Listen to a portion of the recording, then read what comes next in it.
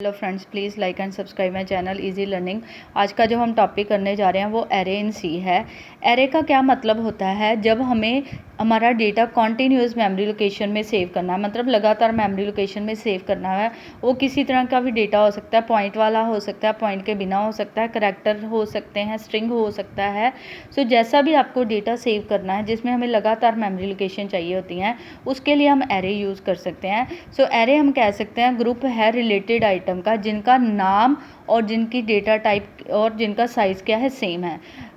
Size का मतलब मैंने इसमें मैंने 5 मेमोरी लोकेशन ले लिया लगातार। तो जिसमें डेटा का टाइप क्या है, सारे कैसे नंबर हैं, इंटीजर्स के, और उनका नाम क्या है, सेम है। जैसे सभी का नाम क्या चल रहा है, ये फर्स्ट मेमोरी लोकेशन का नाम A1 है, सेकंड का A2 है, A3 है, A4 है, A5 है। तो सभी का नाम क्या है, कॉमन है A। सो उसलिए जहाँ पे हमारा डेटा आइटम्स की डेटा टाइप और साइज़ सेम हो और उनका नाम भी कॉमन हो, उस टाइप पे हम एरे का कॉन्सेप्ट क्या कर सकते हैं, यूज़ कर सकते हैं। सो एरे का पता कैसे लगेगा? जिसके साथ ये वाली चौरस वाली ब्रैकेट हम कह सकते हैं। ब्रैकेट्स 2-3 तरह की होती हैं, ये राउंड वाली होती है और ये थोड़ी सी कह सकते हैं ऐसी कर्ली सी होती है।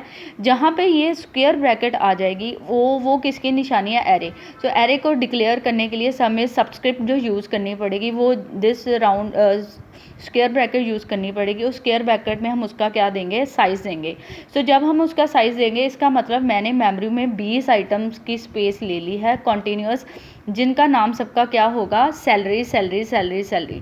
20 बार वो सेम ही नेम चलेगा। सो इन शॉर्ट मैं कह सकती हूँ एरे क्या है, जब हमें ग्रुप ऑफ रिलेटेड आइटम या होमोजीनियस आइटम जो एक जैसी हैं, एक जैसी in the form of data type और साइज़, सो उसके लिए हम एरे क्या कर सकते हैं, यूज़ कर सकते हैं। साइज़ क्या हो गया, जैसे यहाँ पे मैंने एक एग्जांपल लिया इंट A5।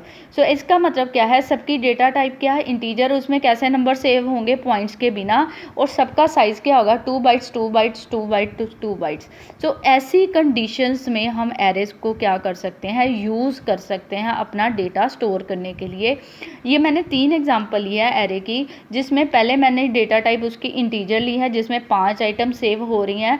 सो इस तरह से हम एरे को डिक्लेयर करेंगे और उसमें आइटम्स मेमोरी लोकेशन में एरे की पहली मेमोरी लोकेशन में मैंने 10 स्टोर कर दिया, दूसरी 2003 पे 20 स्टोर कर दिया, 2005 पे मैंने 30 स्टोर कर दिया, 2007 पे मैंने 40 स्टोर कर दिया। इस तरह से एरे की डेटा सेव होता जाएगा।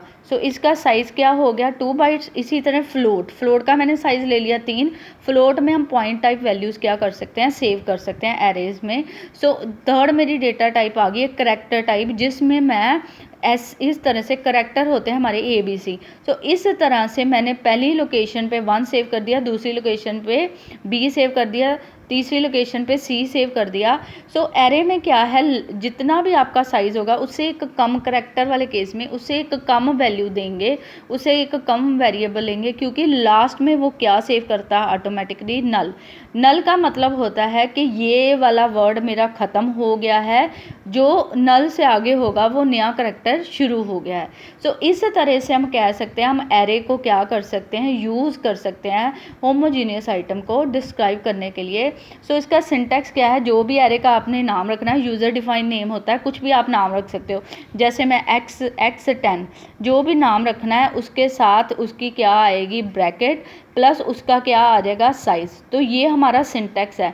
इधर क्या आ जाएगा, नेम, इसमें क्या आ जाएगा, ब्रैकेट में उसका साइज़, और इसके साथ वो क्या पड़ जाएगी, ब्रैकेट और सेमीकोलन। इस तरह से हम एरेज को यूज़ कर सकते हैं अपने प्रोग्राम में, जहाँ पे मेरे को कम साइज़ में कॉन्टीन्यूस मेमोरी लोकेशन चाहिए अपने डेटा को सेव करने के लिए। सो एरे को किसी भी तरह का डेटा सेव करने के लिए हम यूज़ कर सकते हैं।